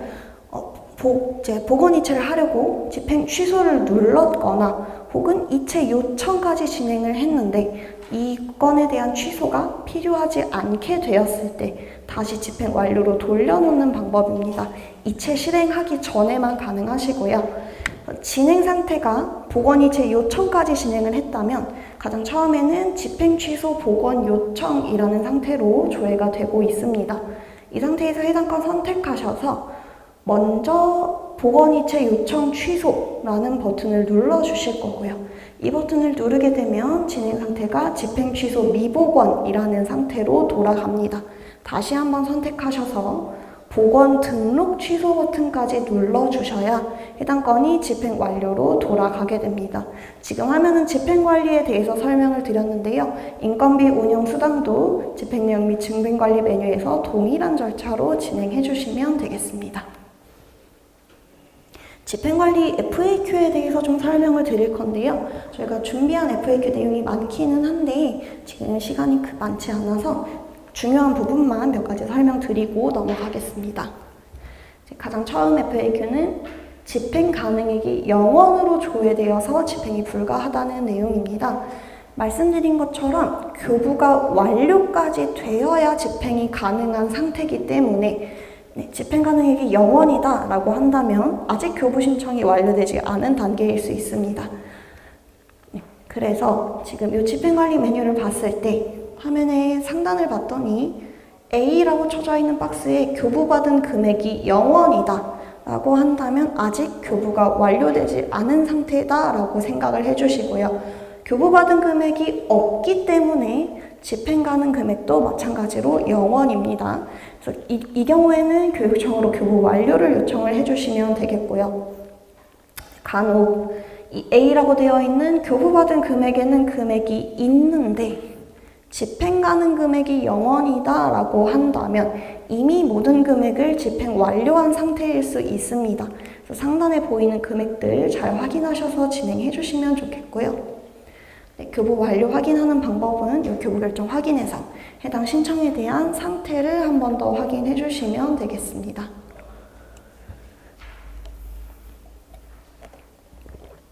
두 번째 FAQ는 집행 등록을 하려고 하는데 자부담 우선 사용 원칙에 따라 자부담금이 먼저 소진될 수 있도록 집행 내역을 수정 바랍니다 라는 알림이 뜨는 경우고요. 이 알림이 저희가 최근에 추가된 알림이라서 화면을 좀 준비를 했습니다. 지금 제가 글씨로 설명을 해놨지만 이 사업의 집행 가능 금액에 자부담금 잔액이 전부 사용되지 않은 상태에서 지방보조금이 먼저 모두 사용이 돼서 0원이 되는 경우에 발생하는 알림입니다. 이거 제가 화면으로 한 번 더 설명을 드릴 건데요. 이 경우에는 저희가 이 사업에서 보조금과 자부담금이 모두 존재하는 경우라면 자부담금 소진이 우선 소진이 원칙이기 때문에 발생하는 알림입니다. 그래서 이 경우라면 지금 이 집행을 등록할 때 자부담금이 먼저 사용될 수 있도록 재원을 변경을 해주셔야 되는 거고요. 화면으로도 한 번 더 설명드리겠습니다. 지금 화면은 집행관리 화면입니다. 집행관리 화면의 가장 상단을 보시면 집행 가능 금액에 지방보조금 30만원 그리고 자부담금 10만원이 가능 금액으로 남은 상태에서 현재 등록하는 이 집행 등록의 재원이 지방보조금 30만원만 사용하는 상태입니다. 이 집행 내역을 등록을 하게 되면 그때 지방보조금은 0원이 되고 자부담금이 10만원이 남게 되겠죠. 이 경우에 지금 자부담금보다 지방보조금이 먼저 0원이 될 수 없다라고 이 알림이 뜨게 되는 경우고요. 그래서 이 경우에는 자부담금 10만원을 먼저 모두 사용해서 지방보조금보다 자부담금이 먼저 0원이 되도록 바꿔주셔야 합니다. 그래서 이 부분 확인해 주시면 좋겠고요. 네, 보조금 전용카드 증빙자료 등록이 불가할 때, 그러니까 사용 내역이 조회되지 않을 때에 대한 FAQ인데 이거는 화면 한번 확인해 주시면 되겠습니다. 넘어가겠습니다. 이거는 전자세금 계산서 집행금액이 상이할 때 그러니까 내가 등록한 계산서의 금액과 지금 등록하는 집행금액이 상이할 때 등록이 가능하냐라는 질문인데요. 아까 말씀드렸지만 계산서 금액 내에서 분할해서 집행하시는 건 가능합니다. 총 금액만 초과하지 않도록 확인해서 진행해 주시면 되겠습니다. 이것도 저희가 변경된 지 얼마 안 돼서 준비를 했는데 집행 완료 후에 이체까지 모두 완료한 후에 증빙자료나 첨부 파일 변경이 가능한지에 대한 문의입니다. 가능하고요. 아래쪽에 적어놨지만 보조 세목과 집행 일자를 제외한 나머지 모든 걸 수정하실 수 있습니다. 보조 세목과 집행 일자 변경 불가한데 저희가 보조 세목 변경 관련해서는 바로 다음 FAQ로 준비를 했습니다. 네, 집행 완료 상태에서 보조 세목 변경이 불가하기 때문에 지금 당장 변경이 필요하신 상태라면 해당 건을 복원 이체를 하시고 다시 세목을 변경해서 재집행을 하시는 방법으로만 수정이 가능합니다. 근데 이렇게 보건이체를 하지 않고 변경하실 수 있는 방법이 하나 있는데요. 가장 마지막 줄에 적힌 것처럼 이 사업에 대한 모든 집행이 끝나고 정산을 하실 때 교육청이 해당 집행권에 대해서 내용 수정이 필요하다라고 보완 요청이라는 상태값을 보내주시면 그때 그 집행에 한해서는 보조 세목까지 변경이 가능합니다. 대신에 이렇게 변경을 하실 거라면 정산하시는 시점에 내가 변경할 세목에 잔액이 있어야만 변경이 가능하세요. 실제로 집행이 마감이 된 경우라면 잔액이 없을 가능성이 높겠죠. 그래서 그 경우에만 변경이 가능하시기 때문에 이제 이전에 변경이 필요하신 경우라면 반드시 보건 이체하고 다시 집행하는 방법으로만 변경을 해주셔야 합니다. 그래서 이 부분 참고해 주시면 좋을 것 같고요. 이 뒤에 FAQ가 모두 동일한 내용인데 저희가 137번 슬라이드 FAQ가 지금 교재와 다릅니다. 제가 교재 출력 이후에 내용이 변경돼서 이거를 변경을 해드렸고 이것만 참고해 주시면 될 것 같은데요. 자부담 100%로 사용하는 원천징수액을 우리 자부담 계좌로 이체하는 경우에 원래는 오류가 발생했었는데 현재는 개선해서 발생하지 않습니다. 그래서 이 137번 슬라이드만 한번 교재와 다르기 때문에 확인해서 작성해 주시고 지금 135번부터 137번까지 비슷한 내용입니다. 저희 자부담 100%로 집행을 하는 경우에 우리 자부담 계좌와 내가 지금 돈을 보내는 계좌가 다르다면 실제로 이체 처리를 진행해 드릴 거고요. 자부담 계좌에서 자부담 계좌로 돈을 보내는데 내가 사용하는 재원도 자부담 100% 재원이라면 이체 실행까지는 동일하게 진행을 해주시고요. 시스템상에서 별도의 이체 처리 없이 자동으로 완료로 변경해드립니다. 그러니까 절차는 크게 다르지 않은데 이체되는 방식이 다르다는 점만 참고해주시면 되겠습니다. 네, 이제 제가 앞에 말씀드린 내용들이 모두 예치형에 대한 기준이라고 말씀을 드렸기 때문에 비예치형에 대한 집행 절차 FAQ도 준비를 했었는데요. 비예치형은 계속해서 말씀드렸지만 이체는 별도로 진행을 해주실 거고요. 시스템에는 집행 등록만 진행하실 거기 때문에 제가 앞서 설명드렸던 내용 중에 집행 등록 절차까지만 진행을 하시면 등록됐을 때 상태는 자동으로 집행 완료가 됩니다. 그래서 집행 등록까지만 진행을 해주시는데 시스템에서 이체를 사용하지 않기 때문에 펀뱅킹 이용 신청하실 필요 없습니다. 대신에 카드 결제 내역은 어쨌든 증빙 자료를 받으셔야 하기 때문에 카드 등록은 필수로 진행해야 한다는 점 말씀드리겠습니다. 네, 예치형, 비예치형 비교해서 정리를 해놓은 화면이고요. 한번 참고해 주시면 좋겠습니다. 넘어가겠습니다. 그래서 이제 사업 수행 관리 중에서도 변경 관리에 대한 내용을 설명을 드릴 텐데요. 저희가 기본적으로는 수행사업 계획서에서 작성한 내용을 가지고 집행을 할 텐데 사업을 수행하시다 보면 계획이 변경되는 경우들이 있으시죠. 그 경우에는 반드시 이 변경 관리에 사업 변경 신청 등록이라는 메뉴로 들어오셔서 변경 신청을 통해서 계획서를 변경해 주셔야 올바르게 수행을 하실 수 있습니다. 이 메뉴에서 사업을 확인하시고 신청 버튼을 눌러 주실 거고요. 신청 버튼 눌러서 화면 넘어가게 되시면 저희 신청서 때도 작성했고 수행사업 계획서 때도 작성했던 동일한 화면 확인하실 수 있습니다. 이 중에서 변경할 내용만 변경하고 저장하셔서 제출해 주시면 되는 거고요. 이후에 교육청 승인이 되시면 이제 신청한 내용으로 변경이 되실 텐데 저희 이 최종 제출 버튼을 누르는 순간부터 교육청에서 승인 완료되는 시점까지 이 사업에 대한 집행이 일시 정지가 됩니다. 그 기간에는 집행이 아예 불가능하시고요. 그래서 혹시라도 이 기간에 급한 집행건이 있다고 하시면 그 집행을 먼저 처리하시고 변경 신청하시는 걸 권장하고 있습니다. 변경 신청 방법은 크게 어렵지 않기 때문에 제가 이렇게만 설명드리고 넘어가겠습니다. 그러면 마지막으로 정산실적 관리에 대한 내용을 설명을 해드릴 텐데요.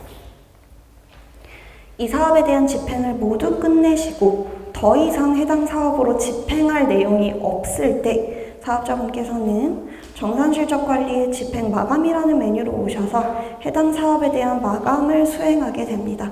사업명 선택하고 조회 버튼 클릭하시면 모든 내용은 자동으로 입력이 되어 있을 거고요.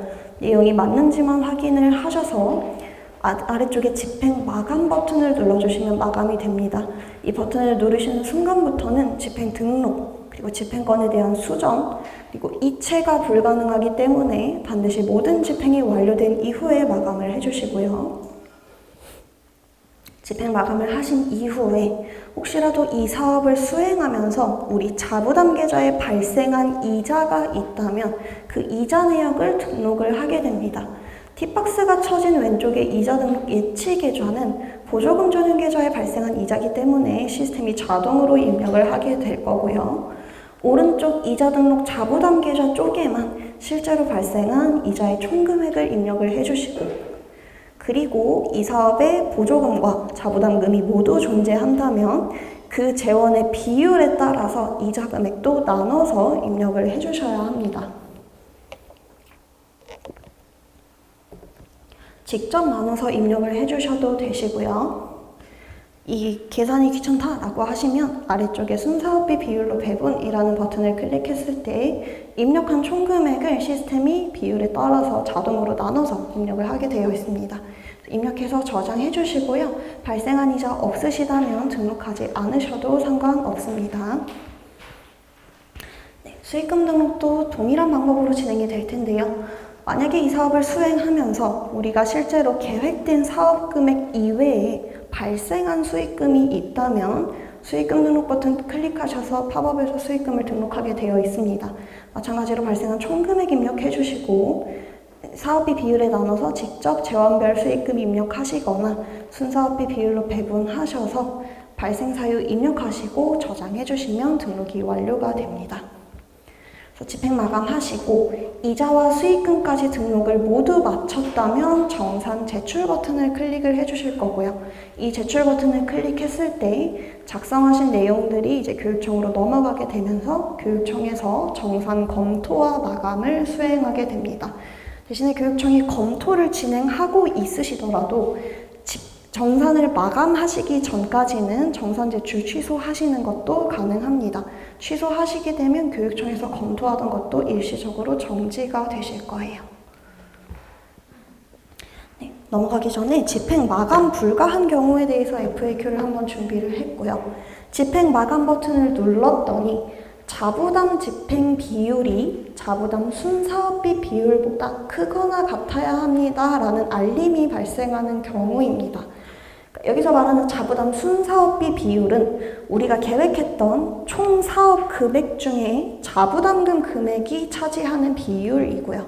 자부담 집행 비율은 총 사업 금액이 아니라 총 집행한 금액 중에 자부담금 집행이 된 비율을 말하고 있습니다.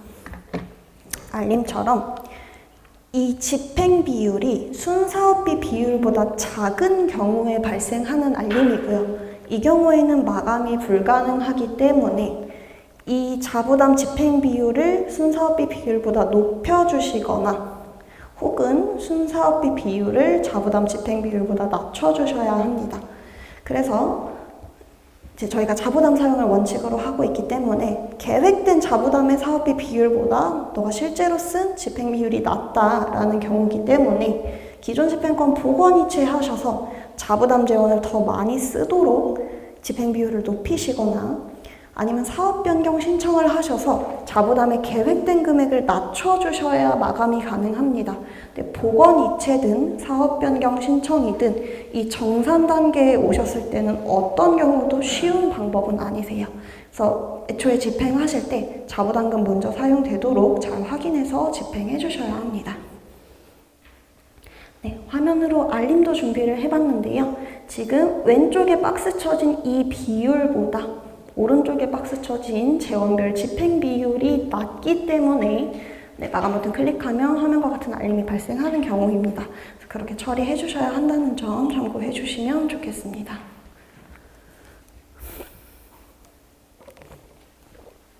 그래서 정산 제출을 하시고 교육청 담당자가 이 사업에 대한 집행 내역을 하나하나 검토를 진행하실 텐데요. 별다른 오류가 없다면 검토 완료라는 상태로 넘어오게 될 거고요. 만약에 교육청에서 검토를 했는데 이 집행 내역은 뭔가 수정이 필요하다, 보완이 필요하다라고 하셔서 보완 요청이라는 상태값을 지정을 하시게 되면 사업자분께서는 정산마감 관리에 정산검토 의견 조회라는 메뉴에서 그 각각의 진행 상태를 조회하실 수 있습니다. 모든 게 검토 완료로 조회가 된다면 넘어가실 수 있는 거고요. 지금처럼 보완 요청이 하나라도 넘어오게 된다면 이 해당 건에 대한 보완을 먼저 수행을 해주셔야 합니다.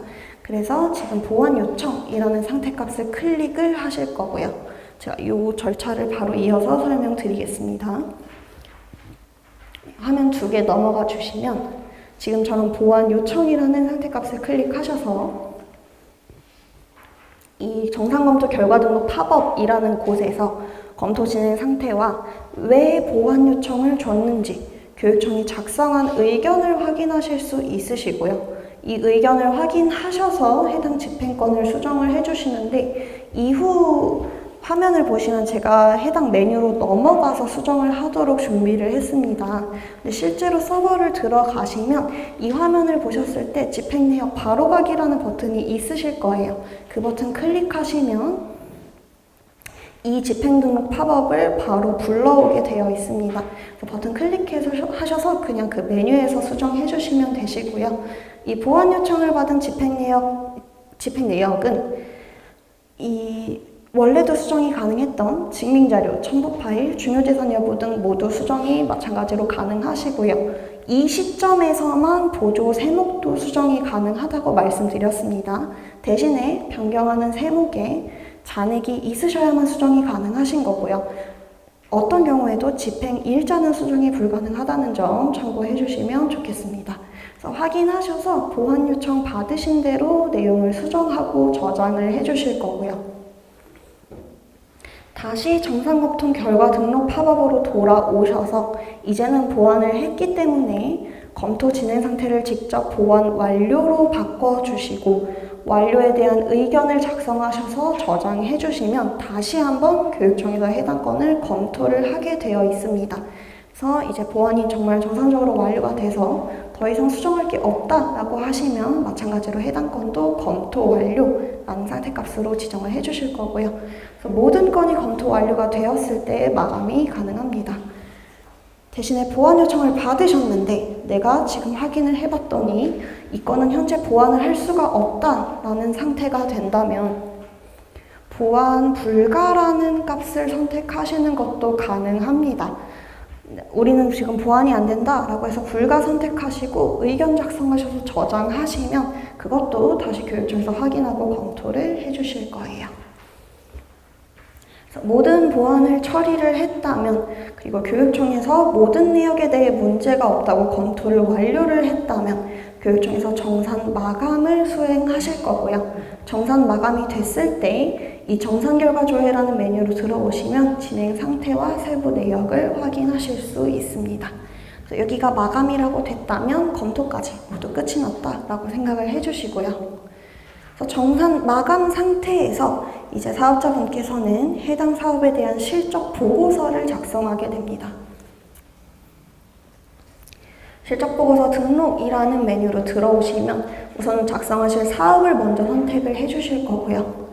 그리고 아래쪽에 있는 수행기관별 정산진행 정보에서 진행 상태가 정산 마감이어야만 하단에 등록 버튼이 활성화가 됩니다. 지금 준비한 화면은 지금 수행한 우리 기관 딱 한 가지만 존재하는데 만약 해당 사업에 주 사업자 이외의 하위 컨소시엄 사업자가 존재한다면 각각의 기관별 상태가 모두 정산 마감이어야만 실적보고서 등록이 가능합니다. 등록 버튼을 눌러주시면 등록하시는 화면으로 이렇게 이동이 될 거고요. 마찬가지로 첫 번째 탭부터 마지막 탭까지 순서대로 작성을 하게 되어 있습니다. 그래서 기본 현황은 그냥 사업 개요 같은 부분 확인하시고 내가 추진한 방법, 추진 실적 등을 입력해서 저장을 해주시면 넘어갈 수 있으시고요.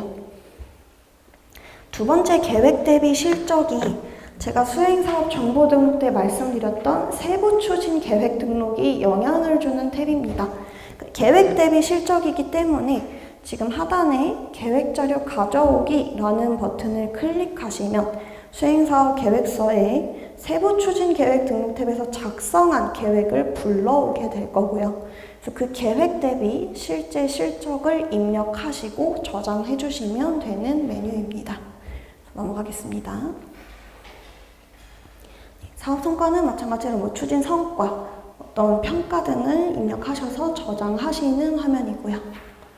네 번째 중요재산은 집행 등록하실 때 제가 중요재산 여부라는 항목이 있다고 말씀을 드렸는데 그 중에 예로 지정한 집행이 있고 그래서 등록된 중요재산이 있는 경우에 작성을 하시게 됩니다.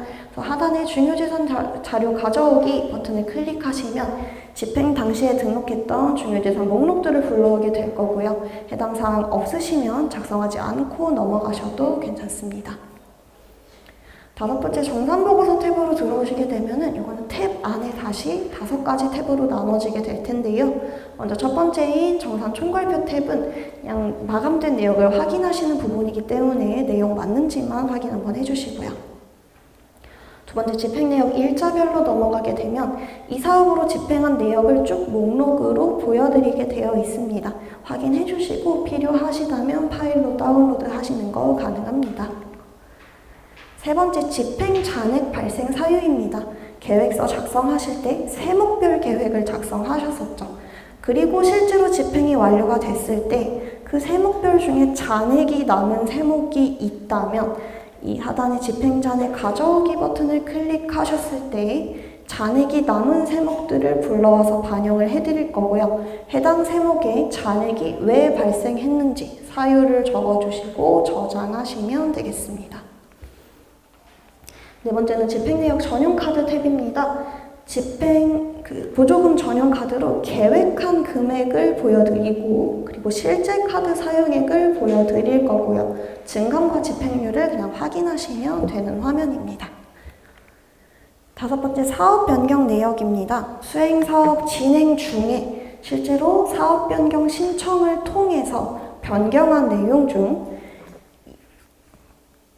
예산 집행 계획에 대한 변경 내역이 존재한다면 그 세부 내역을 작성하시는 화면이고요. 예산 집행 계획에 대한 내용만 작성을 하게 되어 있기 때문에 해당하면 행추가해서 모두 적어주시고 해당되는 내용 없다면 작성하지 않고 넘어가셔도 상관없습니다.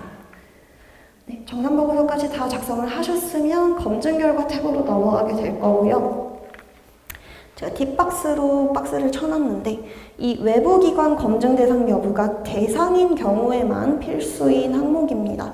지방보조금 총액이 3억 원 이상인 경우 대상으로 표시가 될 거고요. 대상인 경우라면 이 화면에서 반드시 파일이 첨부가 되셔야만 넘어가실 수 있습니다. 비대상이라면 첨부하지 않고 넘어가셔도 상관없습니다. 감사보고서도 마찬가지로 대상인 경우 필수로 파일을 첨부해 주실 거고요. 이 대상에 대한 기준은 저희가 하단의 팁으로 작성을 해뒀습니다. 확인해서 대상이면 첨부해 주시고 비대상이면 넘어가셔도 좋습니다. 모든 탭을 작성을 완료하셨다면 마지막 보고서 제출이라는 탭에서 보고서 작성 여부를 모두 확인하시고 해당하는 탭과 필수 탭이 작성 완료라면 제출 버튼 클릭하실 거고요.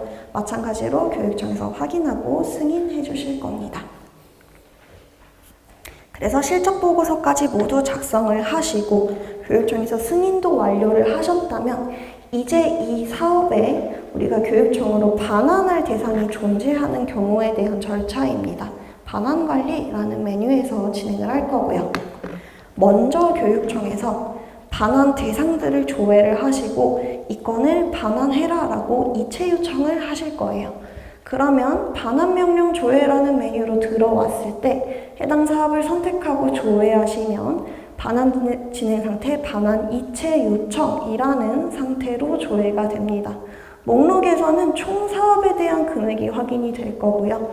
이 반환 진행 상태를 클릭하셔서 팝업으로 들어가시면 이제 어떤 내역들이 반환 이체 요청이 됐는지 세부 내역을 확인하실 수 있습니다.